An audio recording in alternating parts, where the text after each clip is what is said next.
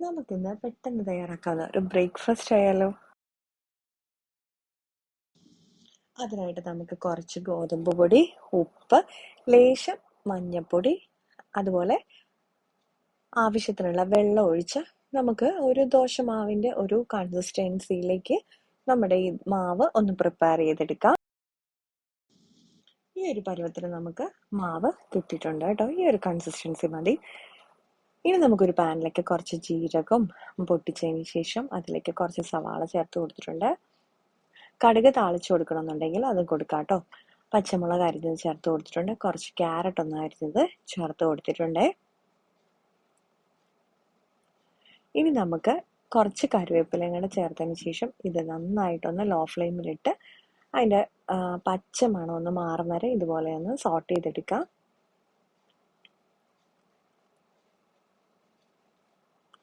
ഇതിലേക്ക് ലേശം ഇഞ്ചി ചേർത്ത് കൊടുത്തിട്ടുണ്ട് കേട്ടോ. വെളുത്തുള്ളി ഇഷ്ടമാണെന്നുണ്ടെങ്കിൽ ചേർത്താൽ മതി, അല്ലെങ്കിൽ ഇഞ്ചി മാത്രം ചേർത്ത് കൊടുത്താൽ മതി.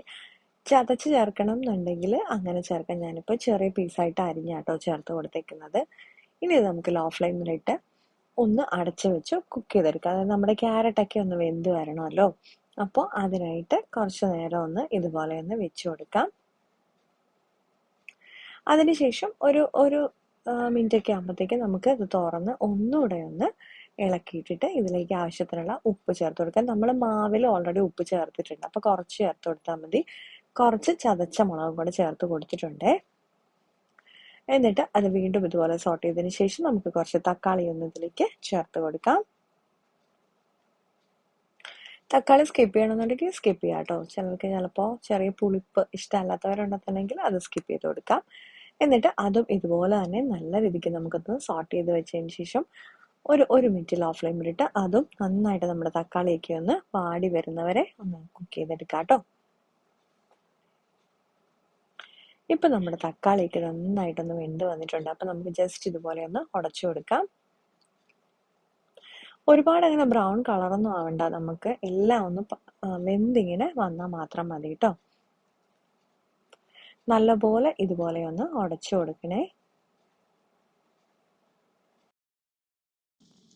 ഇതിലേക്ക് ലേശം മഞ്ഞൾപ്പൊടിയും അതുപോലെ തന്നെ നമുക്ക് മീറ്റ് മസാലയും ചേർത്ത് കൊടുക്കാം കേട്ടോ. അതിനുശേഷം നമ്മുടെ മാവിലേക്ക് ഇത് ചേർത്ത് ഒന്ന് മിക്സ് ചെയ്യാം. നല്ലപോലെ ഇതുപോലെ ഒന്ന് മിക്സ് ചെയ്ത് കൊടുക്കണേ. അതിനുശേഷം നമുക്കൊരു 5 മിനിറ്റ് ഇതൊന്ന് മാറ്റി വെച്ചതിന് ശേഷം നമ്മുടെ ദോശ തവയിലേക്ക് ഒഴിച്ച് നമ്മുടെ ദോശ തയ്യാറാക്കി എടുക്കാം കേട്ടോ. നോൺ സ്റ്റിക്ക് തയ്യാറാക്കണമെന്നുണ്ടെങ്കിൽ അങ്ങനെ തയ്യാറാക്കാം, അല്ലെങ്കിൽ നമ്മുടെ ഇരുമ്പ് തവയിലാണെന്നുണ്ടെങ്കിൽ ആദ്യമേ കുറച്ച് നെയ്യ് ഒഴിച്ചു കൊടുക്കണം. നോൺ സ്റ്റിക്കിൽ നെയ്യ് ഒഴിച്ചു കൊടുക്കണമെന്നില്ല.